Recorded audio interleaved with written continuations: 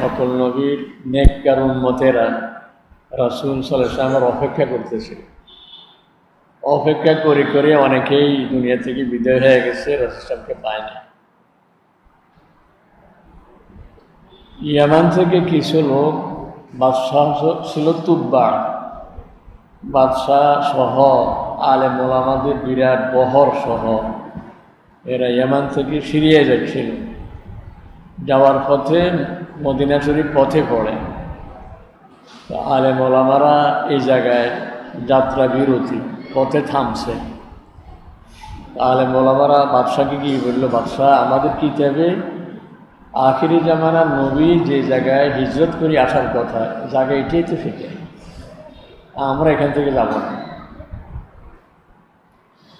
বাদশাহ নেককার ছিল, এই জন্য কোরআনে পাকে তুব্বায়ের কওম সম্পর্কে আল্লাহ তাআলা বলছেন, তুব্বার কওম, ওদের উপর আল্লাহ গজব আসছে। কিন্তু তুব্বা সম্পর্কে ওই বাদশার কথা আল্লাহ তাআলা খারাপ বলেন নাই। বাদশাহ বলল, ইনি এখানে হিজরত করে আসবেন, থাকবেন কোথায়? ওই যে ওনার কোনো ঘর নির্ধারিত আমাদের কিতাবে নাই। তাহলে আমি একটা ঘর বানাই, যদি উনি আসে ওই ঘরে থাকবে। এটার দায়িত্ব কে থাকবে? যিনি বড় হুজুর, উনি ওই ঘরের দায়িত্বে থাকবেন। আর আখেরি জামানার নবী আসলে ঘরটা ছেড়ে দেবেন। আর যদি হুজুর মারা যান, তো হুজুরের পরবর্তী যিনি বড় হুজুর হবেন, ওনাকে উনি দায়িত্ব বুঝিয়ে দেবেন। রাসূল সাল্লাল্লাহু আলাইহি ওয়াসাল্লাম যখন মদিনা শরীফ আসছেন, তো প্রথমে এসে থামছেন কোবাতে। কোবাতে থামছেন দক্ষিণ দিকে। এরপরে ওখানে 14 দিন ছিলেন। যখন ওখান থেকে মদিনা শরীফের শহরের দিকে আসতেছিলেন, তো মানুষ নিজের ঘর বাড়ির সামনে দাঁড়িয়ে রাসূল সাল্লাল্লাহু একটু যদি ঘরে নিতে পারত, তাহলে কিয়ামত পর্যন্ত ইতিহাসে লেখা থাকত আল্লাহ রাসূল সাল্লাল্লাহু যাওয়ার পথে এই ঘরে থামছেন। এখন হাজী সাহেবরা গিয়ে ওই ঘরটা একটু দেখিয়ে আসছে, খুব বরকতময় ঘর হয়ে যেত। এই জন্য সবাই দাঁড়ায় রয়েছে, হুজুর একটু আমার ঘরে। রাসূল সাল্লাল্লাহু বলতেছেন, এই আমার ওটকে কেউ ধরো না, দাঁড়ু, হ্যাঁ আমার ওটকে তার গতিতে চলতে দাও, এভাবে ছেড়ে দাও। ইন্নাহা মামুরা, কারণ আমার ওট আল্লাহর নির্দেশে চলে। ওর যাচ্ছে ওটার গতিতে, গিয়ে ঠিক ওই ঘরের সামনে গিয়ে ওট বসে গেছে, যেই ঘর শত শত বৎসর আগে তুব্বা বাদশাহ রাসূল সাল্লাল্লাহু আলাইহি ওয়াসাল্লামের জন্য বানিয়ে গেছে। ওই ঘরে তখন আবু আইয়ুব আনসারী থাকতেন। এই জন্য আমরা জানি যে রাসূল সাল্লাল্লাহু আলাইহি ওয়াসাল্লাম গিয়ে আবু আইয়ুব আনসারীর ঘরে উঠছেন। আসলে আল্লাহ রাসূল আবু আইয়ুব আনসারীর ঘরে উঠে নাই। আবু আইয়ুব আনসারী এতদিন রাসূল সাহেবের ঘর পাহারা দিচ্ছিলেন। এই যে আলেম ওলামারা, এরা অনেক আগ থেকে অপেক্ষা করতেছে। 400 আলেম ছিল ওই তুব্বা বাদশার সাথে, এরা সব রয়ে গেছে। ইরানের একজন লোক, এক বাপের এক ছেলে, খুব ধনী মানুষের ছেলে, আদরের ছেলে। বাবা তাকে এত আদর করে যে কোনো দিকে একা পাঠায় না, আর বাবা যেতে তাকে বাড়ি রেখে যায় না, সবসময় সাথে রাখে। বাপ ছিল আগুন পূজারী, আগুন জ্বালায়া নিজেই পূজা করত। একবার বিশেষ কোনো কাজে বাড়িতে ঠেকা, তো ছেলেটারে বলতেছে যে আমার ওই যে ক্ষেত খামার আছে, কৃষি আছে, ফলের বাগান আছে, একটু দেখি আসে। তো এই লোকটা দেখতে গেছে। যাওয়ার পথে দেখে যে কিছু লোক ইবাদত করে, আগুন পূজা করে না। ওরা ছিল খ্রিস্টান ওই লোকগুলো, কারণ তখন রাসূল সাল্লাল্লাহু দুনিয়াতে আসেন নাই, তখন দুনিয়াতে ঈসা আলাইহিস সালামের শরীয়ত বহাল। এই লোকটা এই ইবাদত দেখি খুব অবাক হয়ে গেছে যে আমার বাবা কি করে, নিজের হাতে নিজে ম্যাচের কাঠি দিয়ে আগুন জ্বালায়, সেটাকে নিজেই পূজা করে, কতক্ষণ পরে নিভাইয়া দেয়। এটা কি পূজা হইল না? নিজে আগুন জ্বালায় নিজে পূজা করে। এই লোকগুলির ইবাদতে না ভালো লাগে। তো ক্ষেত খামার দেখি বাড়িতে এসে বাবাকে বলছে যে আব্বা, কিছু লোক পথে দেখছি ইবাদত করে, এটা বহুত সুন্দর লাগে আমার কাছে। বাবা মনে করছে যে ছেলে তো নষ্ট হয়ে যাবে, ধর্ম ছাড়ে দিবি। তো ওকে রুমে তালা লাগাই দিস, যেন ঘর থেকে বেরোতে না পারে। কিন্তু ইনি ওই লোকগুলোর সঙ্গে কথা বলে আসছে যে তোমরা যাওয়ার সময় আমার নিয়ে যাবে। কোনোভাবে আমার একটু খবর দিও। সালমান ফার্সির গোলাম যে ছিল, গোলাম মনে করছে যে বাপ মরে গেল তো ছেলে আমার মালিক, কাজে ছেলের কথা মানা লাগবে। তো ওই গোলামের মাধ্যমে খবর আদান প্রদান করে জানছে যে এরা চলে যাবে। তো সালমান ফার্সি এদের সঙ্গে একবারে ইরান ছেড়ে ইরাকের মৌসেল শহরে চলে গেছে। ওখানে একজন বড় খ্রিস্টান আলেমের সংস্পর্শ থাকতেছে। মারা যাওয়ার পরে আরেক বড় আলেমের কাছে, সে মারা যাওয়ার পরে আরেক আলেমের কাছে, এইভাবে অনেক দিন পার হয়ে যাচ্ছে। তখনও সে জানে না যে আখেরি জামানার নবী আসবে, কোথায় আসবে বলে জানে না। সর্বশেষ ফিলিস্তিনের ওই আলেম, ওনাকে সালমান ফার্সি, এই লোকের নাম সালমান ফার্সি, ফার্সি মানে ফারেস, ইরানকে বলতো, ফারেসি মানে ইরানি। উনি ওই আলেমকে বললো যে হজরত, আপনার তো সময় মনে হয় আর বেশি দিন নাই, আপনার পরে আমি কার কাছে যাব? বলতেছে যে আমার পরে আর কাউকে পাবে না, কারণ এখন আখেরি জামানার নবী আসার সময় হয়ে গেছে, তুমি ওই নবীর অপেক্ষায় থাকো। ওনাকে কোথায় পাবো? উনি আরব দেশে আসবে, আরব দেশে আসবে, হিজরত করে নিজের জন্মভূমি থেকে আরেক জায়গায় আসবে। যে জায়গায় আসবে ওই জায়গায় দুদিকে কালো কালো পাথর, মাঝখানে খেজুরের বাগান, এমন জায়গা তুমি খুঁজে নিও। তো সালমান ফার্সি ফিলিস্তিনে খুঁজতেছে যে আরব দেশে কীভাবে যাব, কারণ ফিলিস্তিন তখন রুমদের দখলে। ফিলিস্তিনের লোক তখন আরবি ভাষায় কথাও বলতো না। তো আরব লোক তালাশ করতেছে, হঠাৎ করে কিছু লোক পেয়ে গেছে, এরা আরব। বললো যে ভাই, আমাকে আপনারা সাথে নিয়ে চলেন, আমি আপনাদের সাথে আরব যাব। তো এরা মেহমান, আরও তো ধনী মানুষের ছেলে, খুব নাদুস নদুস চেহারা, মায়া লাগছে, নিয়ে আসছে। মদিনা শরীফ বরাবর আসার পরে যারা নিয়ে আসছে, এরা এখন খেলাটালি করে যে এই কার বাড়িতে উঠছে, কার মেহমান। একজনে বলে আপনি না আনছেন, তুমি এনা বলছো, এ লাগতো ঠেলাঠেলি। তো সবাই মিলে যুক্তি করলো যে এত ঠেলাঠেলির দরকার কি, ওই জমানা তো মানুষ বেচা কিনা হইতো। এরে মদিনা শরীফ বাজারে গোলাম কইয়া বিক্রি করে দেব, টাকাটা আমরা ভাগ করে নিয়ে যাব, বেচাল শেষ। এই এক বাপের এক সন্তান, ধনী মানুষের সন্তান, অত্যন্ত আদরের সন্তান, মদিনার বাজারে গোলাম হিসাবে বিক্রি হয়ে গেছে। কিন্তু সে খুঁজতেছিল আমার রাসূল সাল্লাল্লাহু আলাইহি ওয়াসাল্লামকে। এখন করার কিছু নেই, যারা নিয়ে আসছে ওরাই বলতেছে যে আমাদের গোলাম, কথা বললে তো মার দিবে। বিক্রি হয়ে গেছে। এক বাগানের মালিক তাকে কিনছে, খেজুরের বাগানের মালিক। একদিন বাগানের কাজে খেজুর গাছের মাথায় উঠছে, উপরে উঠেই পূব দিকে পশ্চিম দিকে তাকিয়ে দেখে যে ওরে কালো কালো পাথর। এখনো মদিনা শরীফে হাররা বলে, হাররায়ে শারকিয়া, হাররায়ে গারবিয়া। আল্লাহ তাআলা মদিনা শরীফকে সেভ করার জন্য সৃষ্টির শুরুতে, দুনিয়ার শুরুতেই এদিকে কালো পাথর, মানে যেন কোনো জমানায় কেউ ভাঙছে পাথরগুলি। আর পাথর ভাঙলে তো খোসা খোসা ধারালো হয়ে থাকে, এটার উপরে দিয়ে গাড়ি চলে না, ওট ঘোড়া কিছু চলে না, কেউ হাঁটতেও পারে না। পূর্ব দিকে অবস্থা, পশ্চিম দিকে অবস্থা। আর এখানে হলো খেজুরের বাগান। খেজুরের বাগানের কারণে কোনো মানুষ যে বাইরে থেকে ঢুকবে, বাগান ঘন বাগান, ঢুকতে পারে না। উত্তর দিকে বিশাল উহুদ পাহাড়, মদিনাকে এইভাবে কোলে নিয়ে দাঁড়ায় রয়েছে। মদিনা শরীফকে আল্লাহ তাআলা এইভাবে সেভ করে রাখছে। ইনি খেজুর গাছের মাথায় উঠে যখন দেখলো যে আরে মাঝখানে খেজুরের বাগান, দুদিকে কালো কালো পাথর, এটাই তো সেই জায়গা।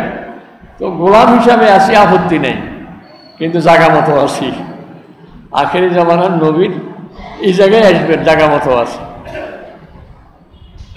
একদিন মালিক নিচে বসা, উনি বাগানে কাজ করতেছেন। এখন যাওয়ার সময় মালিকের সাথে কথা বলতেছে, উনি তো কাজে ব্যস্ত। বলতেছে, আরে চাচা শুনছেন, আবু আইয়ুব আনসারীর ঘরে আখেরি জামানার নবী আসছে। ওনার গায়ে কাঁপ সৃষ্টি হয়ে গেছে, কেন যার খোঁজে এখন গোলাম হিসাবে বাজারে বিক্রি হয়ে গেছে। কি লোক, কি হয়ে গেছে, শরীরে কম্পন সৃষ্টি হয়ে গেছে। নিচে নেমে মালিকের বললো, এই লোকটা কি বলছে। মালিক এক চড় লাগাই দিয়ে, ফাজিল কোথায় গেল, তুই কাজের লোক কাজে না কর, এটা আমাদের ব্যাপার, তোর কি দরকার, ধমক দিয়ে দিছে। আর কিছু বলে নাই, কাজ করতেছে। কিন্তু ওই বড় হুজুর ফিলিস্তিনে বলে দিচ্ছে ওনাকে চিনবে তুমি তিনটা আলামত দেখলে। এক হইল উনি জাকাত সদকা ফিতরা এগুলি খাবে না, এগুলি হলো মালের ময়লা, উনি এগুলি খাবেন। 2 নম্বর হইল হ্যাঁ ওনাকে সম্মানজনকভাবে কেউ যদি হাদিয়া দেয় ওইটা উনি গ্রহণ করবেন। 3 নম্বর হইল ওনার পিঠের মধ্যে কবুতরের ডিমের সাইজে একটা গোস্তের টুকরা বাড়তি আছে, ওখানে আল্লাহর তরফ থেকে সিল দেওয়া আছে মুহাম্মাদুর রাসূলুল্লাহ, আল্লাহর তরফে একটা সিল দেওয়া আছে। এই 3 দিনের দেখি তুমি ওনাকে চিনবে।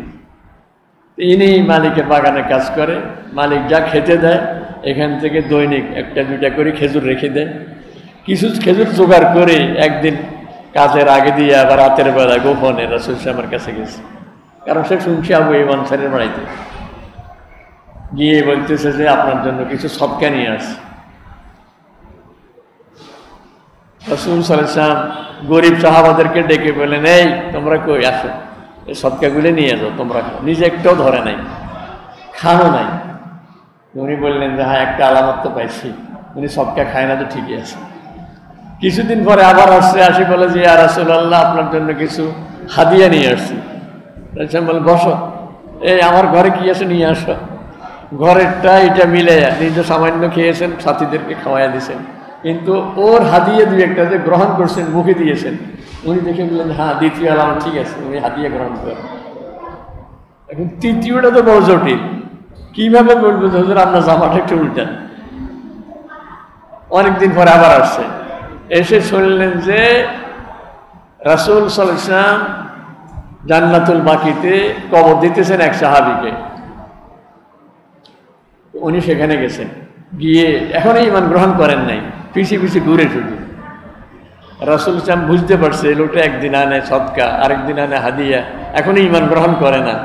আজকে আমার পিছিয়ে পিছিয়ে ঘুরে কি দেখতেছে, নিজে ইচ্ছা করে আসতে চাদরটার উল্টে দিচ্ছে আর জড়ায় ধরে বলতেছে ইয়া রাসূলুল্লাহ আমি তো আপনার উপরে ঈমান আনলাম, আশহাদু আল্লা ইলাহা ইল্লাল্লাহ ওয়া আশহাদু আন্না মুহাম্মাদান আবদুহু ওয়া রাসূলুহু। মুসলমান হয়ে গেছে। এই যে মুসলমান হইলেন, আমি তো বললাম 5 মিনিটে কথাটা শেষ। ওনার বয়স এই একখান থেকে একখানে, কোনোখানে 50 বছর, কোনোখানে 60 বছর পার করে দেয়। ওনার বয়স কিতাবে লেখে তখন 250 বছর। 250 বছরের বুড়া, ওনার বয়স তখন 250 বছর। এখন বলে ইয়া রাসূলুল্লাহ আমার কাহিনী এই, আমি মালিকের বাগানে এখন গোলাম হিসাবে আছি, আমি আপনার খোঁজেই আমার এই অবস্থা। রাসূল বলেন মালিকের সাথে কথা বলো, সে কি দিলে তোমাকে ছেড়ে দিবে। তো গিয়ে মালিকের বলছে যে মালিক আমি আর এখানে থাকবো না, আপনি কত টাকা চান? আপনি তো বাজারে আমার বিক্রি করে দিবেন, তো কত টাকা দিলে আপনি বিক্রি করবেন, আমাকে ছাড়বেন, বলেন আমি টাকা জোগাড় করে দিব। মালিক দেখছে যে এরকম একটা ভালো গোলাম, এরা তো ছাড়া যায় না, এমন একটা ফ্যাঁস দিছে জীবনও যেন ছাড় না পায়। বলে যে তুমি আমার বাগানে খেজুরের চারা লাগাই দিবে 100টা। খেজুরের চারা আমাদের দেশে তো বিচির থেকে উঠে, খেজুরের বিচি পড়ছে, গাছ উঠছে, কিন্তু আরব দেশে কলা গাছের ফুলের মতো খেজুর গাছের ফল লাগায়। কলা গাছের যেরকম গোড়ার থেকে ফল বুঝেন তো, চারা বের হয়, ওখানে এরকম ফল বাইরে, এই ফল নিয়ে আরেকখানে লাগাইলে সপ্তাহ বাঁচে না। গরম দেশ, ওই দেশে খেজুরের গাছের মাথায় বস্তা বাঁধে, মাথার ফানি ডালা থাকে, কারণ না হলে ডগাটাকে সব শুকিয়ে গাছ এমনি মরে যাবে। তো সারা গোড়া তো ফানি ডালে, মাথা তো ফানি ডাললে 100 চারা লাগাইলে 50টাও বাঁচে না।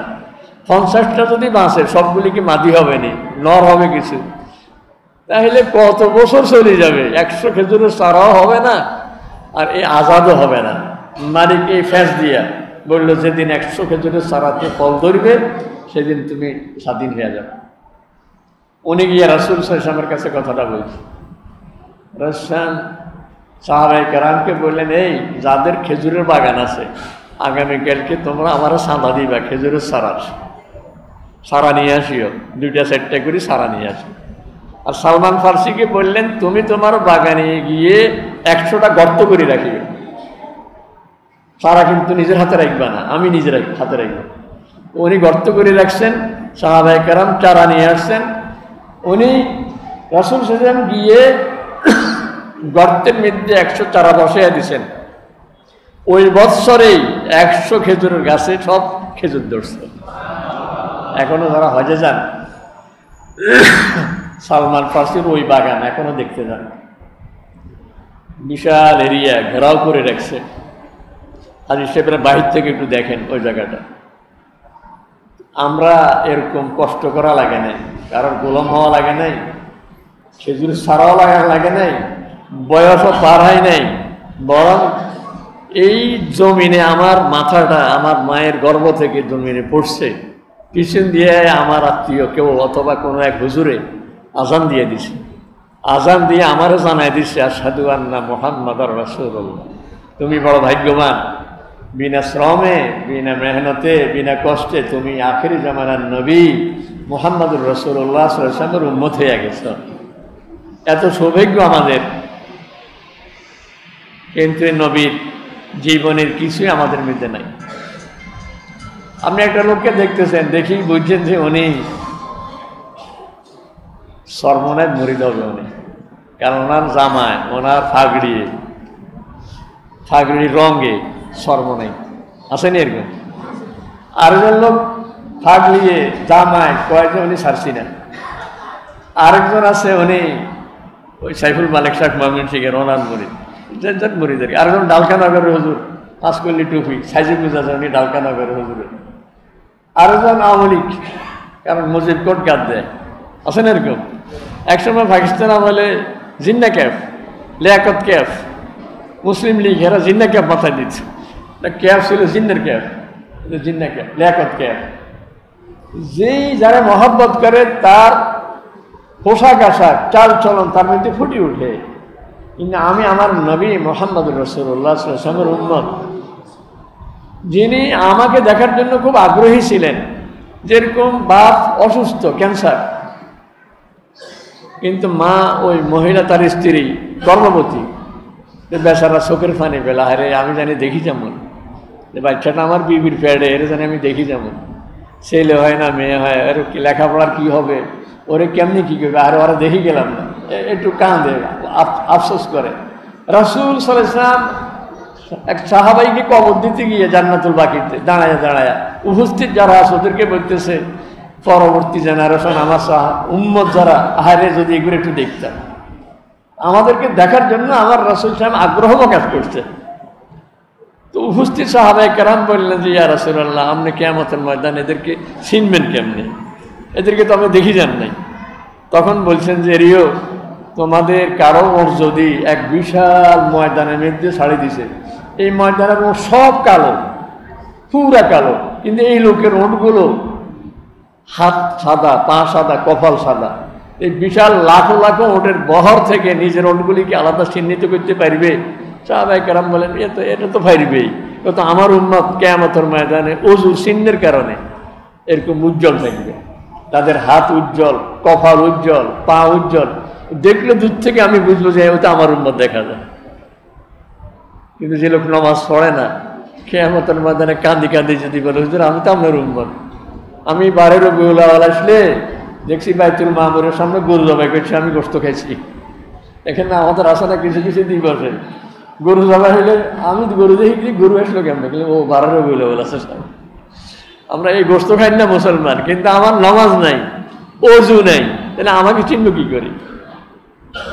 এখন রাসূল সাহেবের জিন্দেগীর বহু দিক, তার মধ্যে আল্লাহ রাসূল সবচেয়ে বেশি গুরুত্ব দিয়েছেন যেটা বলে কিয়ামতের ময়দানে একজন লোকের নামাজ, একজন লোকের রোজা, তার হজ, তার দান খয়রাত, অনেক আমল, কিন্তু সবচেয়ে ওজনী কোনটা হবে? সবচেয়ে ওজনী হবে তার চরিত্র, আখলাক। একজনের নামাজ মোটামুটি পড়ে, কিন্তু চরিত্র এত ভালো, তার বিবি বলে যে আমার স্বামী জান্নাতি, এত ভালো মানুষ হয় না। তার আচরণ, ছেলে মেয়েরা বলে যে আমার আব্বু জান্নাতি, আব্বুর মতো মানুষ হয় না। মানে আব্বু আচরণ এত সুন্দর, কথাবার্তা এরকম, পাড়া প্রতিবেশী বলে লোক জান্নাতি, আমাদের প্রতিবেশীর মধ্যে এই লোকের মতো লোক হয় না। সে যদি কোনো এক সফরে গেছে কয়েকজন সাথীরা সবাই বলে আমাদের এই লোকটা জান্নাতি, নেক মানুষ, ভালো মানুষ। আমার আচরণ যদি এমন হয় তাহলে আল্লাহ রাসূল সাল্লাল্লাহু আলাইহি ওয়াসাল্লাম বলেন, মা মিন শাইইন আসকালা ফিল মিজান ইয়াউমাল কিয়ামা মিন খুলুকিন হাসান। কিয়ামতের ময়দানে সুন্দর চরিত্রের চেয়ে আমলনামার পাল্লাতে ভারী আর কোনো জিনিস হবে না। এই জন্য আমাদের অনেকের কপালে দাগও আছে। আমি তাহাজ্জুদও পড়ি, নামাজও পড়ি, কিন্তু আমার লেনদেন সুন্দর না। আমি যদি করজ নিতে পারি কারা থেকে দিই না, আমার কথা সঠিক নয়, সত্য কথা বলি না। আমার কাছে যদি কেউ আমানত রাখে, টাকা ভাঙি ফেলেছে, দিমু আরি আমি একটা দরকারে ভাঙি ফেলেছি, আর এই লোকের থেকে টাকা উদ্ধার করা যায় না।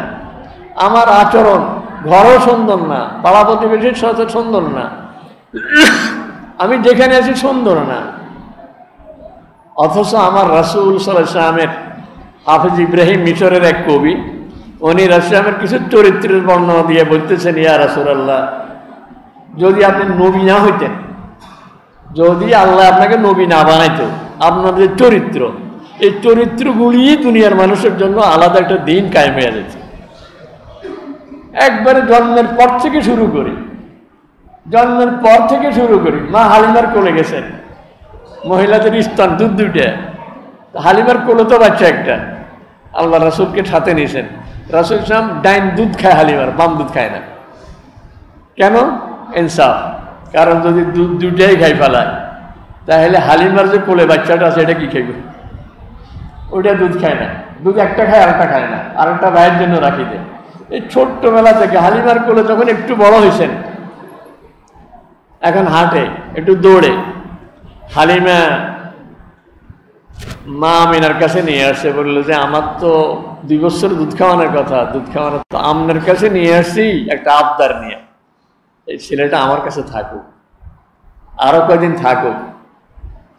তো হালিমা দেখলো যে তয়েফের এলাকা আবহাওয়া অনেক উন্নত, এখনো সৌদি আরবে তয়েফে গরমের দিনে গরম লাগে না, এত আরামের জায়গা। শীতের দিনে তো শীত লাগে, তাও অস্বাভাবিক লাগে না, কিন্তু গরমের দিনে ওখানে এসিও লাগে না, এমনি চলে, এত আরামের জায়গা। আবার তয়েফের ভাষা খুব শুদ্ধ।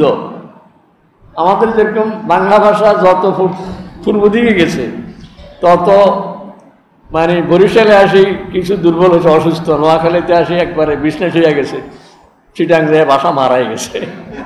বাংলা ভাষা চিটাংয়ের কথা বললে কিছু বোঝা যায়নি। চিটাংয়ের কেউ থাকলে মনে কষ্ট নেই, আপনারা যখন কথা বলেন আমরা কিছুই বুঝি। সিলেটে একই অবস্থা। কিন্তু যত পশ্চিমে যান, যশোর, কুষ্টিয়া, এই সমস্ত এলাকার ভাষা খুব সুন্দর। আরবের তয়েফের ভাষা খুব সুন্দর। হযরত আবু বকর রাদিয়াল্লাহু তাআলা আনহু বলেন, ইয়া রাসূলুল্লাহ মা আফসাহাকা ইয়া রাসূলুল্লাহ, হুজুর আপনার ভাষা এত সুন্দর কেমনে? রাসূল বলেন, সুন্দর হবে না কেন? আমি তো ছোটবেলায় হালিমার ওখানে তয়েফে ছোটবেলায় বড় হয়েছি, আর ছোটবেলায় মানুষ ভাষা তো ওই সময় শিখে, যে ভাষা শিখছেন। এই জন্য হাদিস, লক্ষ লক্ষ হাদিসের মধ্যে কোনো এক জায়গায় আপনি ধরতে পারবেন না যে আল্লাহ রাসূল তো কোনোদিন মাদ্রাসায় পড়ে না, কোনোদিন কারো কাছে পড়ে নাই, কিন্তু ওনার ভাষা এত শুদ্ধ হইল কেমনে? আল্লাহ তাআলা, আল্লাহ মানে রব্বি ফাহসানা তালিম, আল্লাহ শিখিয়ে দিয়েছেন। এখন হালিমায় বলল যে আরো থাকুক। মা আমিনাও চিন্তা করছেন থাকুক, ওখানে থাকলে ভালো থাকবে। কিছুদিন পরে মা হালিমা নিয়ে আসছেন, বলেন যে মা আমিনা রাখি দেন এবার। বলে আমিনা হঠাৎ করি, আমি তো তোমার কাছে খবর দিই নাই নিয়ে আসার জন্য, তুমি নিজে নিয়ে আসলা, গরম আর কি? না সময় হয়েছে তো, এখন বড় হয়েছে তো। না সত্য কথা বলো, কোনো আমার ছেলে কি করে অঘটন ঘটাইছেনি, কি কার সাথে মারামারি করেনি? না না, এগুলি তো নাই, তোকে কেন ফেরত দিছ? ফেরত দিছি আমি আর আমার স্বামী ঘরে বসে কথা বলতেছি, হঠাৎ করে আমার ছেলেটা দৌড়ে আসছে, মা মা আরবের ভাইটাকে মারি ফেলতেছে, আরবের ভাইটাকে মানে আমার রাসূল সাল্লাল্লাহু আলাইহি ওয়াসাল্লাম, উনি ছোট্ট, মারি ফেলতেছে। তো আমরা স্বামী স্ত্রী দুজন দৌড়ে গেছি, কিরে যদি ছেলেটাকে কেউ মারি ফেলে মা আমিনারে কি জবাব দিব? যে এদিকে উনি দাঁড়িয়ে রয়েছে। বললাম যে দাদু বাবা তোমার কি হয়েছে? কয়টা এক লোকে আমারও শোয়া আমার এখানে কি জানি কাজ করছে, ওই যে সিনাসেক, আমরা ছোটবেলা শুনতাম সিনাসেক করছে, এখন ইংরেজি গেছে open heart surgery. Open heart surgery হচ্ছে এখানে, বুক ফাঁসছে, ফাঁড়ি এখান থেকে ছোট্টবেলায় বাচ্চাদের যে দুষ্টামি আছে, দেখেন না আজকে বাচ্চারা অনেক ভালো আছে আলহামদুলিল্লাহ। এই ফিডারের আলে কে বসছে, এরা কিন্তু ওই যে মনে করছে হুজুর দেখে না, আমরা একটু একটু কথা বলি। আমি আল্লাহ রাসূলের কথা বলতেছি, আজকে যত মনোযোগ দিয়ে শুনবে, তোমাদের জীবন যদি আল্লাহ রাসূলের মতো টার্গেট বানাবো, আমরা কার মতো হবো? রাসূল শেষের মতো করে বড় হবো। তাহলে দেখবে যে আল্লাহ তাআলা তোমাদেরকে কিয়ামতের ময়দানেও খুব দামি বানিয়ে দিবে। তখন মা আমিনার কাছে নিয়ে আসি বলে যে আমাদের ধারণা ওরে চিনি টিনি ধরছে নাকি, কারণ আমরা তো কারো দেখিনি, আমরা দেখি দাঁড়িয়েছে। আর উনি বলে যে এখান থেকে কে আসি বুক ফাঁটছে, কি বাইর করছে, আবার রাখি দিছে, কি ধুইছে, ওই আমরা তো কিছু দেখি নাই। তো এগুলি জিনে ধরলে মানুষ এরকম আজগবি কথা বলে, তো জিনে ধরছে নাকি, এখন কোন সময় জিনে মারি ফেলায়, এই জন্য দিয়ে গেছি আপনার কাছে। তখন মা আমিনা বলতেছে, হালিমা কি বলো, আমার ছেলেরে জিনে মারিব। এই ছেলে যখন আমার গর্ভে ছিল, আমি একদিন স্বপ্নে দেখি আমার পেট থেকে একটা নূর আসমান পর্যন্ত জ্বলতেছে। আর নূরের দিকে যখন তাকাইছি, দেখি যে ইরান দেখা যায়, সেই রোম, ইউরোপ দেখা যায়। আমি ভাবছি যে আমার ছেলের জয়, আমার ছেলের সুনাম সেই সারা দুনিয়ায় ছড়াইয়া যাবে। এখন ছোট্টবেলায় তারে চিনে মারি ফেলাবে, এটা হইতে পারে না, নিয়ে যাও, আমার ছেলেদের কেউ কিছু করতে পারবে না। তো রাসূল ছোটবেলা থেকে আরম্ভ করে আরবদের কাছে এমন ছিলেন, ছোট্টবেলা থেকে সবাই ওনার নাম অনেকে জানতো না, কিন্তু এক কথায় ওনারা চিনত, সত্যবাদী। আর সাদিকুল আমিন, সত্যবাদী, আমানতদার, এই নামে সবাই চিনত ওনাকে। এই জন্য রাসূল সাল্লাল্লাহু নবী হওয়ার পরে সাফা পাহাড়ে দাঁড়িয়ে মক্কার লোকদেরকে ডাকছেন, এই অমুক গোত্র, ওই অমুক গোত্র, বনি মাখজুম, বনু আব্দিদ্দার, বনু হাশিম, সবাই এদিকে আসেন, সবাই এদিকে আসেন। সবাই যখন সাফা পাহাড় কাছে গেছে, রাসূল সাল্লাল্লাহু বলেন নাই যে আমি আল্লাহর নবী, প্রথম বলেন নাই। প্রথম বলতেছে, শোনেন, এখন যদি আমি বলি, কিন্তু পাহাড়ে উঠলে তো ওই ফিট এই ফিট দেখা যায়, আমরা যারা এই ফিটে আছি আমরা তো ওই সাইড দেখি না। তো রাসূল সাল্লাল্লাহু বলতেছেন, আমি যদি বলি পাহাড়ের অপর পৃষ্ঠে শত্রু আসি গেছে, আপনারা কি আমার কথা বিশ্বাস করবেন? তো সবাই বলে যে এই 40 বছর জীবনে কখনো আপনার থেকে একটা মিথ্যা কথা আমরা পাই নাই, আপনি বললে আমরা বিশ্বাস করব। তখন রাসূল সাল্লাল্লাহু বলছেন যে আমাকে আল্লাহ তাআলা নবী বানায় পাঠাইছেন, এবং এই খবর নিয়ে পাঠাইছেন যে মানুষ যেভাবে ঘুমায় এইভাবে মরবে, আর ঘুম থেকে যেভাবে জেগে উঠে মৃত্যুর পরে আবার হাসরের ময়দানে উঠাবে। এই ছিল প্রথম ওয়াজ। এই যে এরা কেউ সন্দেহ করে নাই, বলে নাই যে কে জানি আপনি সত্য বলেন না মিথ্যা বলেন, আমরা যাচাই করি দেখবে, এটা বলে নাই। কারণ সবার এক বাক্যে কথা হইলো, এই 40 বছরের জীবনে কোনো দিন আপনার মিথ্যা কথা আমরা পাই নাই। এরপরে দেখেন নবী হওয়ার পরে মক্কা শরীফে চলে গেছে 13 বছর, মদিনা শরীফে পার হয়ে গেছে 6 বছর, 6 আর 13 কত? 19 বছর পরে মক্কার লোকদের সঙ্গে হুদায়বিয়াতে রাসূলের একটা চুক্তি হয়েছে যে আপনার সাথে আর যুদ্ধ করব না, আপনারাও করবেন না, আপনারা আমাদের কাজ নিয়ে থাকেন, আমি আমার কাজ নিয়ে থাকি। ঠিক এই সুযোগে রাসূল সাহেব রোম সম্রাটের কাছে চিঠি পাঠিয়েছে, কারণ এবার আর মক্কার তরফ থেকে আর আক্রমণের আশঙ্কা নাই।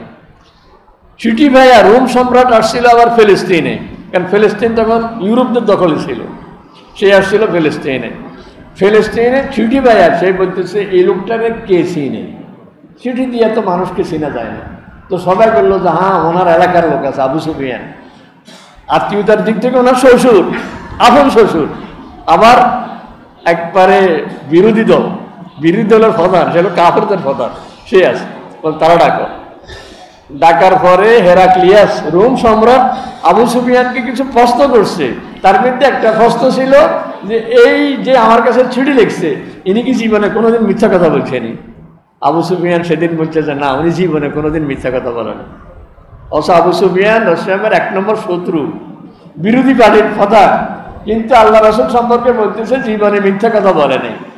আমরা যদি রাসূলের চরিত্রের মধ্যে অল্প কয়টা গুণ ধরে রাখতে পারি যে আমি নীতি বানাবো, আমি জীবনে মিথ্যা কথা বলবো, আমার মার দিলে দেখ, বকা দিলে দেখ, ছোট্টবেলা থেকে বাচ্চা নিয়ত করবে যে আমি জীবনে মিথ্যা বলবো না, গ্লাস ভাঙি ফেলাইছি, কেড়ে ভাঙছে, কে জানি কে ভাঙছে, কিন্তু সাহস করে বলে দিয়েছে আব্বু আমি ভাঙছি, আব্বু আমি ভাঙছি, মার দিলে দেখ, গ্লাসকের দাম 70 টাকা, আমার দাম কি 70 টাকা নেই? আমি তো 70 কোটি টাকা দিয়ে তো আমার হয়তো না বাবা, কি করে আমার দাম আরো বেশি না। বাবা যদি দেখেছে ছেলে মাশাআল্লাহ সত্য কথা বলছে, বসি দিকে বাবা গ্লাসকে 100 টাকায় না, তোর দাম 100 টাকা না, তুই 100 কোটির থেকে দাম বেশি আমার কাছে, তুই যে সত্য কথা বলছ আল্লাহ তোরে বড় করো, তুই তার রাসূল হিসেবে আদর্শতে দর্শ। এই জন্য জীবনে যদি সত্য কথা বলতাম, আমাদের বাংলাদেশে যে অলস টাকা ব্যাংকে পড়ে রয়েছে, একবার জরিমার ছিল, শুধু ওই টাকার যাকাত যদি দেয় তাহলে বাংলাদেশের সরকারের প্রতি বছর যে বাজেট করে সে বেশি টাকা। তাহলে একজনের কোটি কোটি টাকা ব্যাংকে পড়ে রয়েছে, আপনি অভাবে মরে যান, আপনারা 10,000 টাকা দিলে সুন্দর একটা দোকান করে খাইতেন পারেন, কিন্তু আপনারা বিশ্বাস করি না, কারণ আপনি আমার থেকে টাকা নিয়ে তো দোকান করবেন না, তো আপনি তো খাইবেন গাঁজা খাইবেন, মদ খাইবেন, আর উল্টা করবে। এক লোক আসছে আমার কাছে একটা টিউবওয়েল দরকার, ইদানিং সৌদি আরব থেকে টিউবওয়েল আসে না, একসময় তো আমি হাজার হাজার টিউবওয়েল শহর থেকে দিয়েছি। তো এই লোকটাকে এখন দেওয়া দরকার ভাবছি, আমি নিজের থেকে তারে টাকা দিয়ে দিচ্ছি, তারপর টিউবওয়েল বসাই, বলছি যে বসাই আমারও খবর দিন, আমি যাই দেখবো। আজকে প্রায় 1 বছর হয়ে গেছে আর আসেও, আমার ধারণা তো টিউবওয়েল বসাই হবে। এমনি আসি তো খুব বলছে দুধের এই দরকার, এই দরকার, মেয়ে বিয়ে দিচ্ছি, জামাই আসে, এখন একটা টিউবওয়েল অন্য যাওয়ার লাগে, অন্যখানে যাওয়ার লাগে, কি জরুরত? সত্য কথা নাই। যদি শুধু সত্য কথা বলতাম আমরা, আমি সাহাবায়ে কেরাম অনেক সময় আল্লাহ রাসূল সাহেবের কাছে আসি, বলতেন ইয়া রাসূলুল্লাহ আমারে এক ওয়াজ করে দেন, এক ওয়াজ আমি ব্যস্ত যেতে চাই। আমি চিন্তা করি যদি বাংলাদেশে আসতো রাসূল সাল্লাল্লাহু আলাইহি ওয়াসাল্লাম, আর বাঙালিরা ধরতো হুজুর আঙ্গুরে এরকম একটা ওয়াজ করে দিয়েছেন, রাসূল বলতেন ও বাঙালিরা একটা ঠিক করে ধরে রাখো, একটাই মানো, সত্য কথা বলি।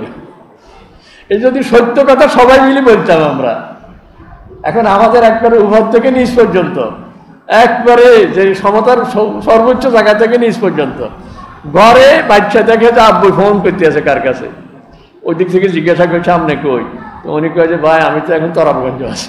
ছেলের সামনে ঘরের ভিতরে কথা কয়, তো ছেলে কি শিখতেছে, আব্বাকে সত্য বলে না মিথ্যা বলে? আমরা উপর থেকে নিচে সবাই মিথ্যা বলি, এখন গোটা দেশ মিথ্যার উপরে বাসে। এই জন্য আল্লামা ইকবাল মারহুম বলছিলেন, ও দুনিয়ার মুসলিম জাতি, তোমরা 3টা সবক নাও, সবক ফের ফল, আমানতকা, সদাকতকা, সাজাআতকা। তুমি আমানতদার হয়ে যাও। আমানত রাখছে আমার কাছে, ওই যে কাগজে রাখছে, এটার মধ্যে ফোরটা বাঁধি রবার লাগাই রাখছে, 10 বছর পরে আইলে কইতো আপনার টাকা ধরেন নেন, যেমনে রাখছি এমনি। আমানতদার এরকম, সত্য কথা এরকম, জান গেও মিথ্যা কথা বলবো না। আর আমি এমন সাহসী হব যে আমার এলাকায় অন্যায় চলে, করছেন ওই তো করছেন, কদিন পরে অন্যায় এলাকাও মাথা হয়ে গেছে, এরা খুব জোরদার, এরাই এখন প্রতিবাদ করতে গেলে গাছ দিকে উল্টে আসে। সবাই যদি আমরা প্রতিবাদী হইতাম অন্যায়ের বিরুদ্ধে, তাহলে চোর সবসময় চোরে, গৃহস্থে নড়ি ছড়ি উঠে চোর দৌড় দেয়। এই জন্য অন্যায় সবসময় দুর্বলে থাকে। এই জন্য আল্লামা ইকবাল বলেন, ও দুনিয়ার মুসলিম, তোমরা 3টে গুণ অর্জন করো, সত্যবাদী হও, আমানতদার হও, আর বীর পুরুষ হও, তাহলে দেখবে লিয়া যায়গা তুমসে ফের দুনিয়া কি ইমামত কা, সারা দুনিয়ার নেতৃত্ব তোমরাই দিবা। তোমাদের কাছে যে সম্পদ আছে, যে কোরআন সুন্নাহ আছে, যে কারণে। এই জন্য আজকে যে কথা আমি বলতে চাই, এটা হলো যেহেতু রবিউল আউয়াল মাস, আলোচনা আরো শুনবো, আমরা রাসূল সাহেবের আখলাকের মতো, চরিত্রের মতো চরিত্রওয়ালা হয়ে যাব। যে আল্লাহ রাসূল ঘরে কেমন, বাইরে কেমন, সাথীদের সঙ্গে কেমন। যেমন ছাত্ররা যে ক্লাসে পড়ে, আমি ক্লাসে মধ্যে এমন, পুরা ক্লাসের ছাত্ররা বলবো যে আমাদের ক্লাসে অমুক, সে সবচেয়ে ভালো। আমি ঘরের মধ্যে, আমরা 4 ভাই বোন মিলে 4 জন বা 5 জন বা 6 জন, ঘরের মধ্যে আমি এমন হব, আমার সব ভাইরা বোনেরা বলে আমার এই ভাইয়া খুব ভালো, বা আমার এই বোনটা খুব ভালো। তার মা আমার বলে যে আমার এই ছেলেটা এত ভালো, কোনোদিন আমার মনে কষ্ট দেয় না। আমার মা এরকম বলে, আমার বাবা আমার সম্পর্কে এরকম বলে, পাড়া প্রতিবেশী আমার সম্পর্কে এরকম বলে। আমি এরকম আখলাকওয়ালা হয়ে যাব। আর যে কথা প্রায় বলি, যেহেতু রবিউল আউয়াল মাস, রাসূলের জীবনীর একটা বই আমাদের ঘরে যেন অবশ্যই থাকে, ছোট্ট একটা বই, যে প্রায় আমি বলি সিরাতে খাতামুল আম্বিয়া, দাম 70 বা 60 এরকম হবে, বাড়লে হয়তো আরও 10 টাকা বাড়তে পারে বাজারে। ছোট্ট একটা বই, কিন্তু রাসূলের জীবনী সম্পর্কে মোটামুটি ধারণা আপনি পাবেন। যে নিজেও পড়বেন, নিজে পড়তে না পারলে ঘরে বিবি পারে, ছেলে মেয়েরা পারে, পড়তে পারে, মাঝে মধ্যে বই পড়বো আর রাসূলের জীবনের মতো জীবন গড়ার চেষ্টা করবো। আল্লাহ তাআলা আমাদের সকলকে তৌফিক দান করুন। সুন্নত পয়েন্ট